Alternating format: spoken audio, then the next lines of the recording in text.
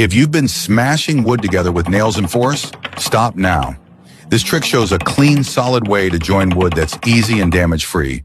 More precision, less mess.